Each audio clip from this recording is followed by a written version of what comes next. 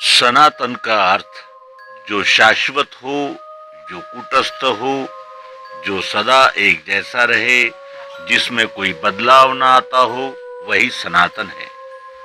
भगवान बुद्ध ने भी मनुष्य के गुण, स्वभाव, लक्षण और कुदरत के नियम यानी ऊर्जा को ही सनातन कहा है। ऐसे तत्व का गुण कभी बदलता नहीं है, जो सदा शाश्वत रहता है। जैसे मनुष्य का गुण, स्वभाव और लक्षण यह सदा एक जैसा रहता है। जैसे मनुष्य जब भी गुस्सा होगा तो वह बेचैन हो जाएगा। यहाँ गुस्सा होने पर उसका गुण क्या है? बेचैन होना। गुस्सा का यही अर्थ यानी धम्म है। यह सिद्धांत पाषाण काल से लेकर सृष्टि के अंत तक वाले मनुष्य पर लागू है। ऐसा कभी नहीं होगा कि कोई मनुष्य गुस्सा करे और बेचैन होने की जगह पर निश्चित होकर खुश हो जाए। कुदरत ने पृथ्वी को गुरुत्वाकर्षण की ऊर्जा दी है। जब तक पृथ्वी है तब तक उसके गुरुत्वाकर्षण के कारण जनजीवन बना है। गुरुत्वाकर्षण पृथ्वी का धर्म है। अग्नि जब तक रहेगी तब तक उसकी ताप, ऊष्मा की ऊर्जा बनी रहेगी। अग्नि का धर्म है जलना और जलाना। सूर्य जब तक है तब तक उसकी रोशनी व ताप भी बनी रहेगी। सूर्य का धर्म है रोशनी व ताप देना। हाइड्रोजन का 2 भाग और ऑक्सीजन का 1 भाग जब भी मिलेगा तो नमी बनेगा। विज्ञान का यही धर्म है। भगवान बुद्ध ऐसे ही गुण, धर्म, स्वभाव, लक्षण, कुदरत के कानून को सनातन कहते थे।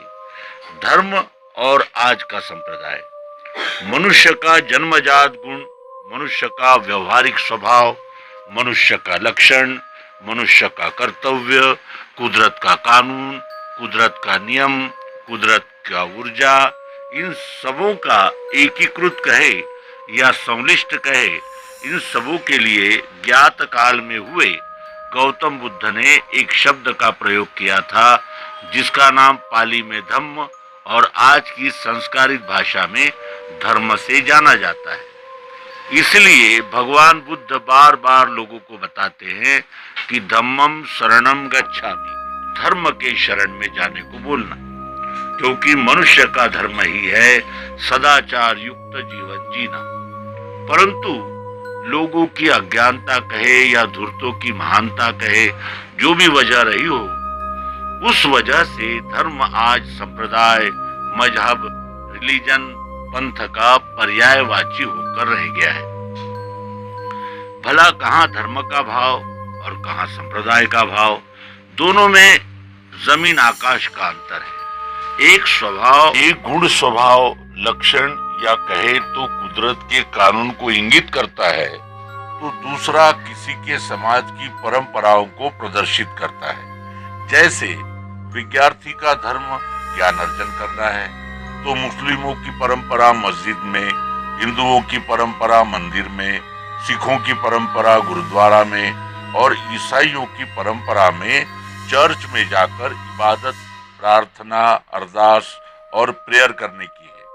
सबों की परंपरा अलग अलग है, लेकिन मुस्लिम विद्यार्थी हो या हिंदू विद्यार्थी हो, सिख विद्यार्थी हो या क्रिश्चियन विद्यार्थी हो, उन सबों का धर्म ज्ञान अर्जन करना ही है।